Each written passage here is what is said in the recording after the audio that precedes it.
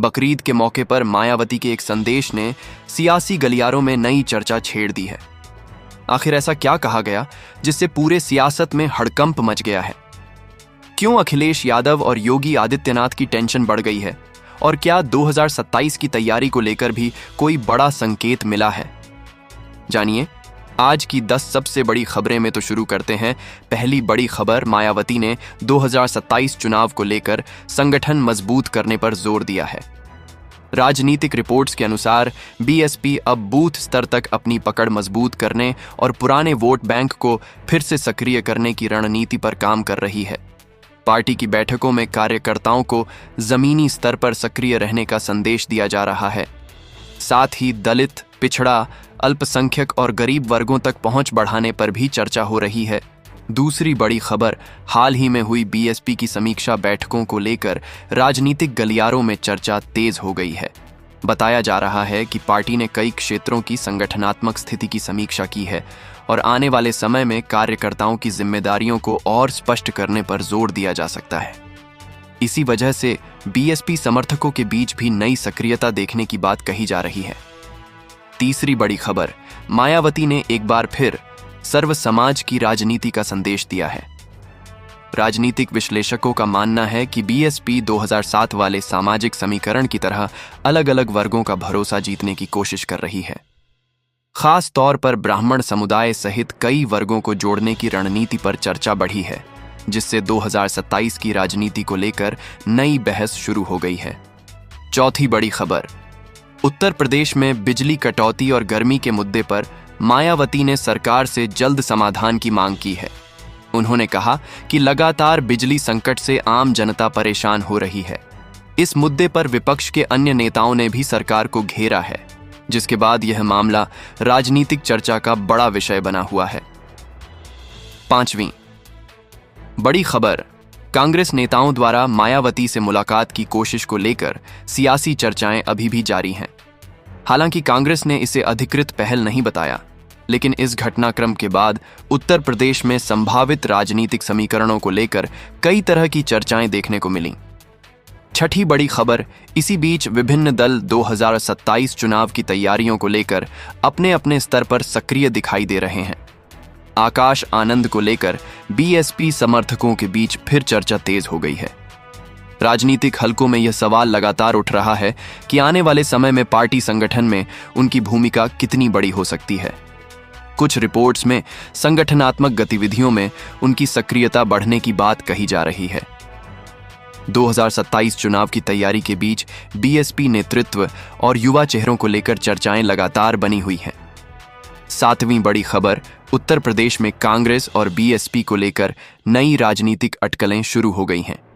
हाल ही में कांग्रेस के कुछ नेताओं द्वारा मायावती से संपर्क की कोशिश की खबरों ने राजनीतिक माहौल गर्म कर दिया। हालांकि कोई औपचारिक राजनीतिक समझौता सामने नहीं आया है, लेकिन इस घटनाक्रम के बाद विपक्षी राजनीति को लेकर कई तरह की चर्चाएं शुरू हो गई हैं। आठवीं बड़ी खबर, बीएसपी लगातार अपने पुराने सामाजिक समीकरण को मजबूत करने की रणनीति पर काम करती दिखाई दे रही है।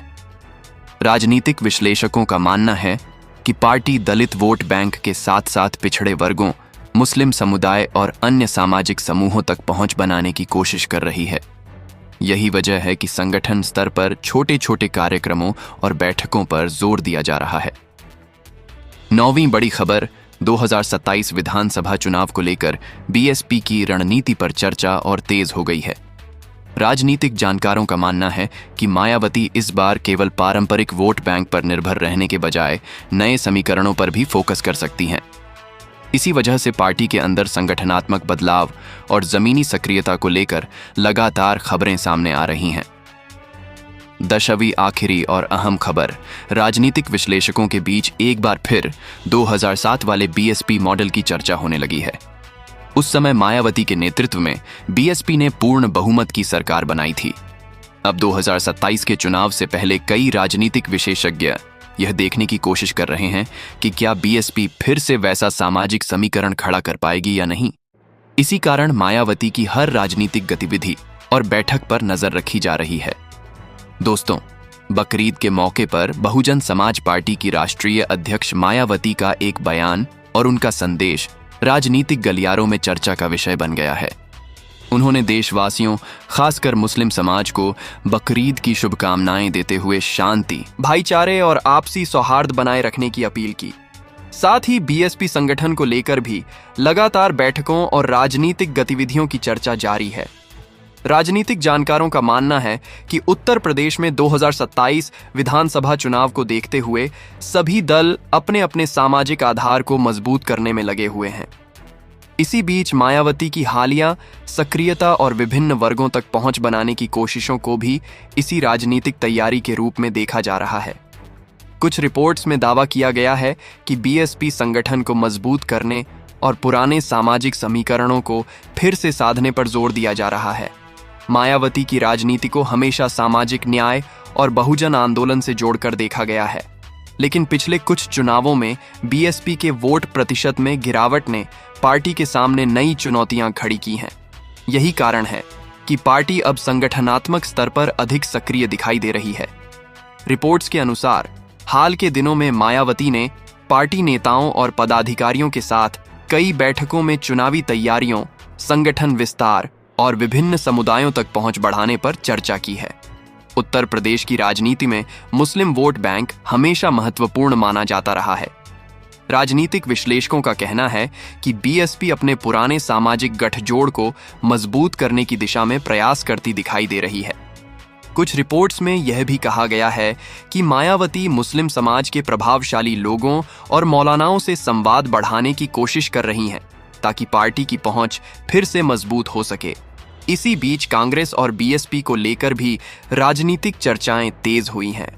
हाल ही में कांग्रेस के कुछ नेताओं द्वारा मायावती से संपर्क करने की कोशिशों की खबरों ने राजनीतिक हलकों में नई अटकलों को जन्म दिया। हालांकि कोई औपचारिक गठबंधन या राजनीतिक समझौता सामने नहीं आया है, लेकिन इस घटनाक्रम के बाद विपक्षी राजनीति को लेकर कई तरह की चर्चाएं शुरू हो गईं। मायावती की सबसे बड़ी राजनीतिक ताकत उनका कोर वोट बैंक और उनकी पहचान मानी जाती है। समर्थकों का कहना है कि बीएसपी अभी भी उत्तर प्रदेश की राजनीति में एक महत्वपूर्ण शक्ति है। वहीं राजनीतिक विरोधियों का मानना है कि पार्टी को फिर से पुराने स्तर पर पहुंचने के लिए संगठनात्मक मजबूती और चुनावी प्रदर्शन दोनों में सुधार करना होगा। राजनीतिक विशेषज्ञ यह भी कहते हैं कि आने वाले महीनों में उत्तर प्रदेश की राजनीति और दिलचस्प हो सकती है। भाजपा, समाजवादी पार्टी, कांग्रेस और बीएसपी सभी अपने अपने स्तर पर चुनावी रणनीतियों को मजबूत करने की कोशिश कर रहे हैं। ऐसे में मायावती की हर बैठक, हर बयान और हर राजनीतिक गतिविधि पर नजर रखी जा रही है। अब सबसे बड़ा सवाल यही है कि क्या बीएसपी आने वाले समय में कोई बड़ा राजनीतिक अभियान शुरू करेगी? क्या पार्टी फिर से 2007 जैसे सामाजिक समीकरण को दोहराने की कोशिश करेगी? और क्या 2027 चुनाव से पहले उत्तर प्रदेश की राजनीति में नए समीकरण देखने को मिल सकते हैं? फिलहाल इन सवालों के जवाब भविष्य के गर्भ में हैं, लेकिन इतना तय है कि मायावती और बीएसपी को लेकर राजनीतिक चर्चाएं लगातार तेज होती जा रही हैं। इसी बीच राजनीतिक विश्लेषकों की नजर बीएसपी के संगठनात्मक ढांचे पर भी बनी हुई है। पिछले कुछ समय में मायावती ने कई बार यह संकेत दिया है कि पार्टी को बूथ स्तर तक मजबूत करना सबसे बड़ी प्राथमिकता है। यही वजह है कि विभिन्न जिलों में संगठन की समीक्षा और कार्यकर्ताओं से संवाद बढ़ाने पर जोर दिया जा रहा है। राजनीतिक जानकारों का मानना है कि यदि कोई दल चुनाव से काफी पहले संगठन को सक्रिय कर देता है, तो उसका लाभ चुनावी माहौल में देखने को मिल सकता है। बीएसपी समर्थकों के बीच भी यह चर्चा लगातार सुनाई दे रही है कि पार्टी 2027 के लिए अभी से मजबूत आधार तैयार करने में लगी हुई है। दूसरी तरफ उत्तर प्रदेश में बदलते राजनीतिक समीकरणों पर भी लगातार चर्चा हो रही है। भाजपा जहां अपने विकास और संगठनात्मक नेटवर्क पर भरोसा जता रही है, वहीं समाजवादी पार्टी भी अपने जनाधार को मजबूत करने में जुटी हुई है। ऐसे माहौल में बीएसपी की रणनीति को लेकर राजनीतिक हलकों में उत्सुकता बनी हुई है। कई विश्लेषकों का मानना है कि यदि बीएसपी अपने पारंपरिक वोट बैंक को एकजुट रखने में सफल रहती है और नए वर्गों तक भी पहुंच बनाती है, तो आने वाले चुनावों में उसकी भूमिका महत्वपूर्ण हो सकती है। बकरीद के मौके पर दिए गए संदेश को भी कुछ राजनीतिक पर्यवेक्षक सामाजिक सौहार्द और संवाद की राजनीति के रूप में देख रहे हैं।